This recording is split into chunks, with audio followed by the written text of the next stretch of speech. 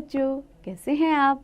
आशा करती हूँ कि आप स्वस्थ होंगे, मस्त होंगे और अपनी पढ़ाई में व्यस्त होंगे। आपकी इसी पढ़ाई को आगे बढ़ाते हुए आज हम पढ़ने जा रहे हैं एक बहुत सुंदर सी कहानी जिसका शीर्षक है खरगोश और लोमड़ी।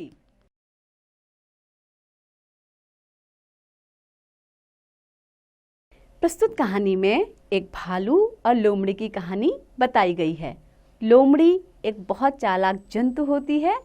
वह भालू के सीधेपन का भरपूर फायदा उठाते हुए भालू के ही घर में भरपूर आनंद करती है।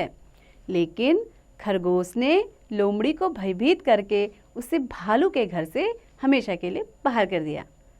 तो बच्चों, हम कहानी शुरू कर रहे हैं। आपने इसके बारे में थोड़ा सा सुना, अब आगे को कहानी को आप समझने की कोशिश करेंगे, तो ध्यान से सुनिए। कहानी शुरू करते हैं। एक बार एक भालू का पैर एक लोमड़ी के पैर पर पड़ गया। लोमड़ी बड़ी सयानी थी। वह चीख कर बोली, हाय मैं मर गई, मेरा तो पैर ही टूट गया, अब मैं क्या करूंगी। भालू सीधा साधा था। लोमड़ी की चीख सुनकर वह घबरा गया। उसने कहा, मुझे माफ कर दो, मैंने जानबूझकर ऐसा नहीं किया, मुझे बहुत दुख है। लोमड़ी ने कराहते हुए कहा, अब पछताने से क्या होगा, मेरी टांग तो बेकार हो गई, अब मैं खाऊंगी कहाँ से। मेरे साथ चलो, जब तक तुम्हारा पैर ठीक नहीं होगा मैं तुम्हारी सेवा करूंगा। ऐसा कहकर भालू उसे अपने घर ले गया।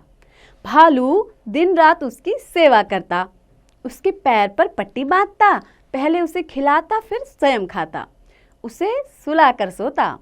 दिन निकलते ही उससे पूछता, अब तुम्हारी चोट कैसी है? लोमड़ी उत्तर देती, कल तो दर्द कुछ कम था, परंतु आज फिर बढ़ गया है। भालू जब जंगल में जाता तो इधर लोमड़ी खूब उछल कूद मचाती।